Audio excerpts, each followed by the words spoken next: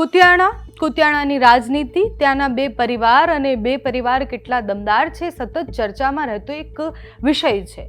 કુતિયાણાની વાત કરીએ એટલે આપણને યાદ આવે હિરલબા જાડેજા, કાંધલ જાડેજા અને એમનો પરિવાર.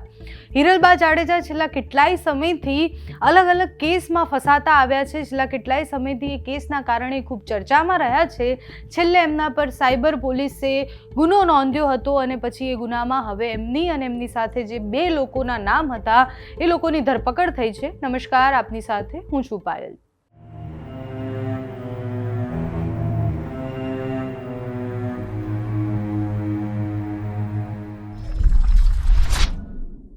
જૂનાગઢ સાયબર પોલીસ સ્ટેશનમાં પોરબંદરના હિરલબા ભૂરા મુંજા અને તેમના બે સાગરિકો સાથે જે ગુનો નોંધવામાં આવ્યો હતો એમાં એ ત્રણેય લોકોની ધરપકડ કરવામાં આવી છે. પોલીસે પોતાની કાર્યવાહી કરી છે. જૂનાગઢના 3 નાના મોટા વેપારીઓને ધંધાનું પ્રલોભન આપી તેમના દસ્તાવેજના આધારે બોગસ પેઢીઓ બનાવી જીએસટી નંબર મેળવવામાં આવ્યા હતા. આ જીએસટી નંબરના આધારે બેંકમાં ખાતા ખોલી લીધા અને પછી 22 ખાતા ખોલાવી તેમને સાયબર ફ્રોડ કરવામાં આવ્યો હતો તેવી ફરિયાદ નોંધાઈ હતી. આ મામલે પોરબંદર સાયબર પોલીસના પત્રના આધારે જૂનાગઢ સાયબર સેલે તપાસ હાથ ધરી. તપાસમાં સામે આવ્યું કે 22 ખાતામાં અલગ અલગ રાજ્યોમાંથી સાયબર ફ્રોડ થયા છે, અલગ અલગ રાજ્યોમાંથી પૈસા આવ્યા છે. હિરલબા જાડેજા સાથે 2 અલગ વ્યક્તિઓના નામ પણ આ કેસમાં હતા, જેમાં એક છે હિતેશ ભીમા ઓડેદરા અને બીજા જે એમના સાગરિક છે એ છે સચિન કનકરિયા.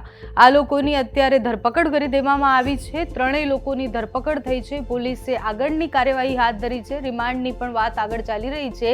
ગઈકાલે એ ત્રણેય લોકોની ધરપકડ કરવામાં આવી છે. હિરલબા પર ઓલરેડી બીજા કેસ પણ દાખલ થયેલા છે, જેમના ઉપર લગાવવામાં આવ્યા હતા. એક વિડીયો વાયરલ થયો હતો મહિલાનો, જેમાં એ મહિલાએ દાવો કર્યો હતો કે મારા પરિવાર સાથે હિરલબા જાડેજા અને એમના જેટલા પણ લોકો છે એ એમને ગોંધી રાખે છે, એમને માર્યો છે, એમના પૈસા પડાવવાની કોશિશ કરી છે. અને પછી એ કેસ બાદ હવે હિરલબા પર આ ત્રીજો એક કેસ દાખલ કરવામાં આવ્યો છે, જેમાં એમની ધરપકડ થઈ છે. એમની સાથે જે લોકો છે એની પણ ધરપકડ કરવામાં આવી છે. પોલીસે કાલે વિસ્તારથી સમજાવ્યું કે કઈ રીતના આ કેસની તપાસ થઈ છે, કઈ રીતના હિરલબા અને એમની સાથેના જે બે લોકો છે એ લોકો ફ્રોડ કરતા હતા. તો પોલીસનું જે વર્ઝન છે તે સાંભળો.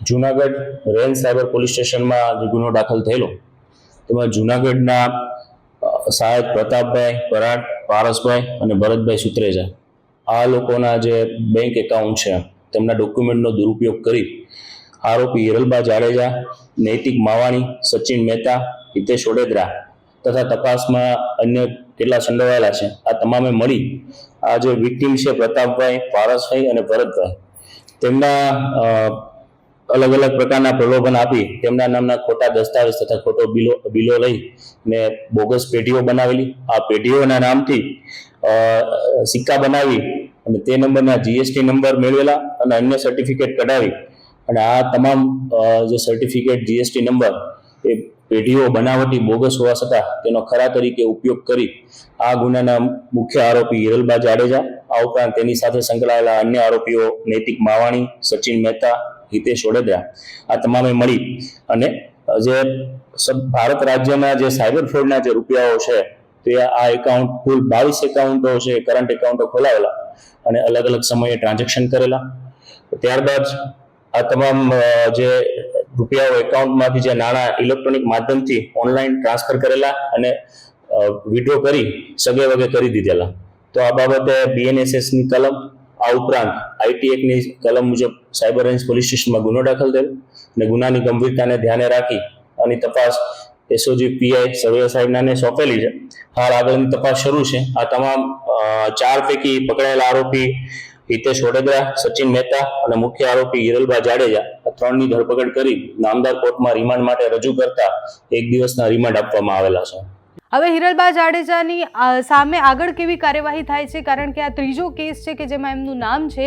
ત્રણેય કેસમાં અલગ અલગ રીતના એ સંડોવાયેલા છે તેવી વાત કરવામાં આવે છે. ત્રણેય કેસમાં પોલીસે રિમાન્ડ પણ માંગ્યા છે અને અલગ અલગ રીતના તપાસ ત્રણેય કેસની થઈ રહી છે. આગળ જતાં એમાં શું થાય છે તમારા સુધી સમાચાર પહોંચાડતા રહીશું. તમને આ માહિતી કેવી લાગી અમને કમેન્ટ્સમાં જણાવજો. અત્યારે આ વિડીયોમાં બસ આટલું જ. જો તમે અમને YouTube પર જોઈ રહ્યા હોય તો સબસ્ક્રાઇબ કરજો, Facebook પર જોઈ રહ્યા હોય તો ફોલો કરજો, અમારા આ વિડીયોને લાઇક અને શેર કરજો.